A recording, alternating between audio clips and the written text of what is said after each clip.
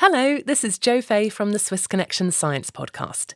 You're about to hear our new investigative podcast series, Lost Cells. It weaves together personal accounts from families in Spain, Serbia, Italy and beyond as they deal with the promises and failures of private stem cell banking. It's a global story with Switzerland at its heart. I hope you enjoy listening to it. The fear of having a sick child or having a problem with your child is just too big to bear. And most of the illnesses that are treated by stem cells are, genetic illnesses. So this is in many ways a lifeboat. In many ways, for families that fear because, their mother or their grandmother had leukemia or something like that, they felt that this was a way to secure the future and health for their child. And then when you did it, you felt as if, okay, that's behind me. I'm Angela Saini. This is Lost Cells, an original Swiss Info podcast in collaboration with Pitz Gloria Productions, Future Prosh, and Studio Ochenta. I'm Tatiana. I'm from Belgrade, Serbia. I'm 39 years old. Tatiana and her husband Ratko are a power couple. They're both established professionals in Serbia. He's a lawyer specializing in corporate law, and Tatiana was working as a human resources consultant back in 2012. They're very comfortable speaking English. Like so many other couples expecting a baby, they were excited, doing everything they could to prepare. Like Louis Daniel and Gloria, the couple from Madrid, Tatiana was also intrigued by the promise of cord blood banking and what it might offer their future family. I thought, we do have the money for that, and it's always good to make such a choice for your child, even if the money is thrown away, it will maybe help them later on. And we don't know yet, but science is coming on every day. CryoSave is Europe's leading family stem cell bank. They store more than 200,000 stem cell samples from more than 40 countries. You're looking at a new kind of medicine. If you would like to join that fantastic opportunity, do not hesitate. When we were making the decision, we were looking at various options. And, first of all, CryoSave was one of the banks that was most advertised in our country and in other countries. But then we also asked some physicians, we did some of our research, and it turned out that this bank was one of the most solid at the time. Tatiana did her own digging and found that cord blood banking was a very competitive industry in Europe, with companies carving out their own strange niches. I think the other bank was connected to the Vatican, and they had an endorsement from the Vatican, which was important because, many people are on the fence, with their faith and stem cells. And for me, this was somehow strange, and I didn't like that. They grew up in a country that had experienced war and the instability and all the chaos that comes with it. So for Ratko, there was one key thing that sealed the deal for him to choose CryoSave. So, it made sense to decide for the bank that had its headquarters in Switzerland. It obviously gives some additional credibility to a bank as opposed to some other country, especially at that time. And, when there is something new, from our country, we would normally look to the countries like Switzerland or maybe Germany, and we would hope that the regulators in those countries would make sure that the banks and other institutions work well and work by the law. And from that perspective, it made sense that if somebody would do this out of, Bulgaria, not to speak lowly about the country, but if somebody would do this from Bulgaria, we would definitely check if they would be subject to any sort of international standards. But if somebody was registered in Switzerland, we would hope that, the Swiss people, first of all, would be checking if they are following the standard. And so we decided to go for it.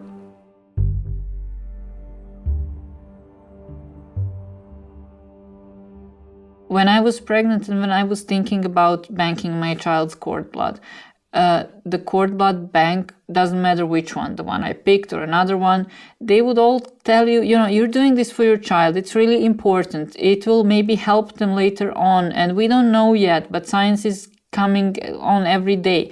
I just thought, better safe than sorry. And I also didn't know, we were thinking of having 2 children, and maybe the second child would be the one who would need the cells from his older brother or sister. So I didn't have much emotional investment in that decision. I just thought it's better to do it than not to do it.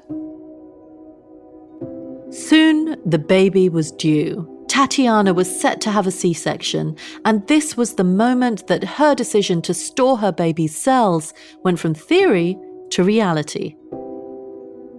I was having a C-section and I was awake, so I had spinal anesthesia. And the person who was collecting the cells was a man. Everything was a bit fuzzy, but she understood the basic outline of what was going on, the procedure. Someone, probably her doctor, clamped the umbilical cord and collected the cells, gently massaging the blood out of the cord. But then she heard another voice. And he started talking to me and explaining to me something about something that I need to do when I finish having a baby, which he was telling me in the middle of having a baby. And I don't know if he wanted me to write these things down. I don't know. I was literally on the desk with half my body cut open, and in one of the most emotionally strangest moments of my life. And what he was telling me at that moment is that he needed paperwork from me, that I needed to, after I came out of the hospital, to fill out this paperwork.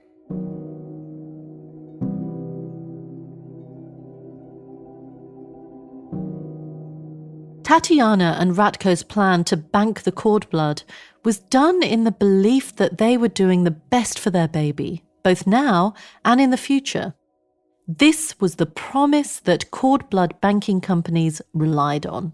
Potentially, even for the most severe diseases, you expect that stem cells are something that can allow for future medicine breakthroughs to help your child. And I think for the most part, people decide to also do genetic testing as they're pregnant to see if there is anything wrong. And they are always told that these tests can only test for so many things. They cannot test for everything. For example, there is no test for autism. There is no test for predisposition for some other neurological diseases. And then having stem cells is a sort of insurance policy for families. Their daughter Isabella grew quickly. She started walking and then running. She'd run to the door when Ratko came home from work. But then her parents noticed a problem. So when Isabella was 14 months old, what we realized was that she had regressed in her development. She had been starting to talk, she would run and laugh and things like that. And then suddenly, you don't realize it on the first day, but after 2 or 3 weeks, you realize it. Tatiana and Ratko are pretty cool-headed, rational people. They weren't worried when they took Isabella to her first expert to check in on her development. They just wanted to know what was going on. And we were not scared to check with experts, so we took her to an assessment, and it depends on every country, but in our country it is not possible to get an official diagnosis of autism until age 3, but it is possible to get a diagnosis which says we're thinking this is it. So they told us, you did see something is going on, let's help the child, see how she develops, so we have to work on this now. And so that was when she was 14 months of age. So, we started with things like play therapy, because at 14 months of age, even speech therapy is a little bit early. Getting that early sense of the diagnosis was a tough moment for the couple. So what we first thought is, obviously this is a shock. We don't know how this can go. The first thing you learn about autism is that, when you see one child with autism, you've seen one child with autism. You know nothing about the condition.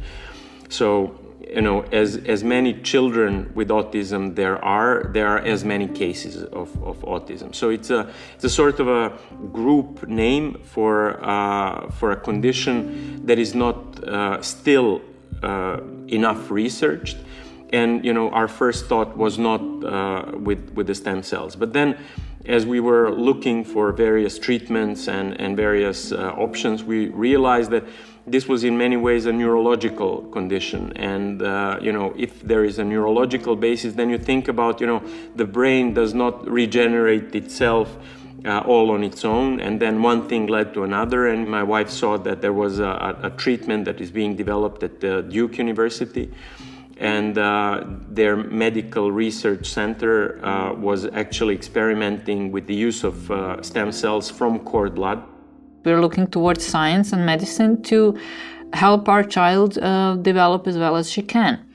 And one of the things that we saw was this program at Duke University. Found out about Duke University doing a medical trial to help children with autism. The program was featured on the news. This is a trial testing whether an infusion of umbilical cord blood can help reduce symptoms in children with autism. Duke University, which is in the United States and one of the most eminent medical universities in the world, they had this program with stem cells for children with autism. And you could, in the later part of their program, they developed the option to not be in the study, but just pay an amount of money to join if you had your own bank cells. And we thought that actually made sense because in both of those instances, there was some neurological underlying condition behind the symptoms of autism or cerebral palsy. The Salon family entered their son in a Duke University medical trial to see if his stem cells saved from cord blood at birth could reduce the effects of autism. What they saw over a few months, they say, was remarkable. And we thought that, okay, we have stem cells, let's see what we can do. And then the first obstacle was trying to get on board of that program. When you first get off the plane in Raleigh-Durham in North Carolina and walk towards the baggage hall, you see a prominent sign, "Welcome to North Carolina's Research Triangle region." This area is proud of being a hub for technology and biotech. It's also home to 3 major research universities that include Duke, where Dr. Joanne Kurtzberg works. This is a picture of a cell we call DUOC. It's a cord blood-derived cell that we grow in the laboratory over 21 days. And it is capable of remyelinating brain in many different experimental systems. And we have it in clinical trials in children with leukodystrophy. Art is the first thing you see when you walk into the Marcus Center for Blood Cellular Cures. Joanne Kurtzberg runs it, and her passion for her work shows as soon as she's talking about what it all means. It's a very exciting cell. It looks very colorful. This is a picture under a microscope, and then an artist enhanced the color. This is medical art. Beautiful. Joanne has spent decades working with stem cells in various ways to treat her patients. Ever since she was a medical student, she was interested in child development and autistic kids.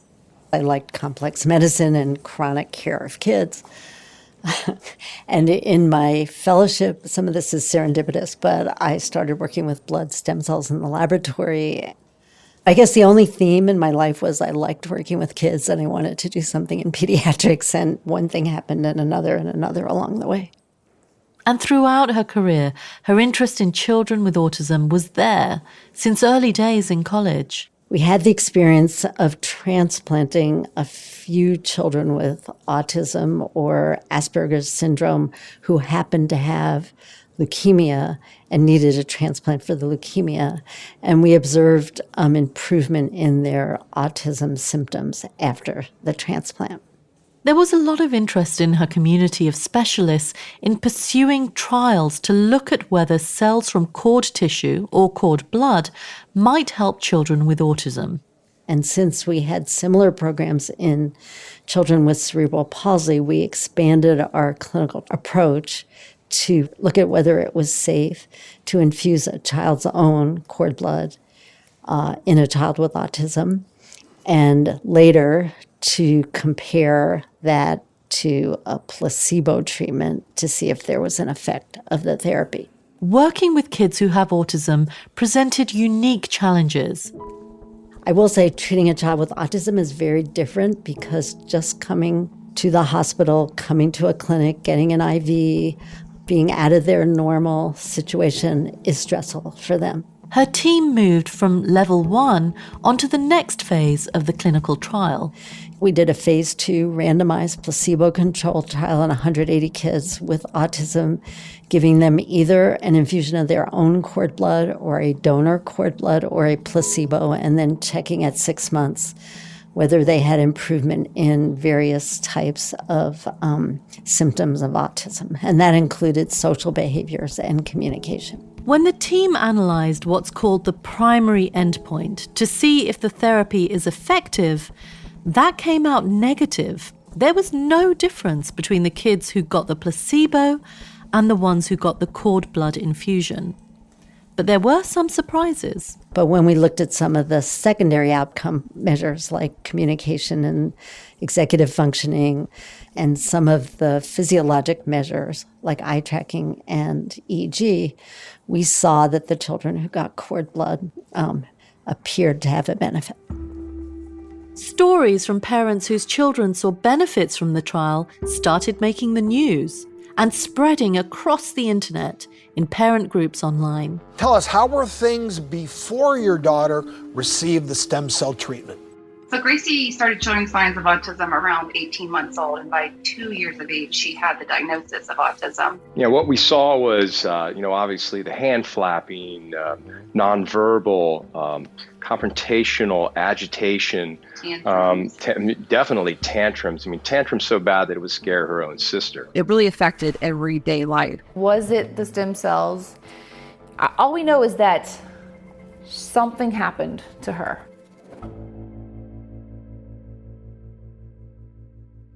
Back in Serbia, to Tatiana and Ratko, the news about Kurtzberg's results were beyond exciting, and they badly wanted to get access to the program to see if it might help their daughter.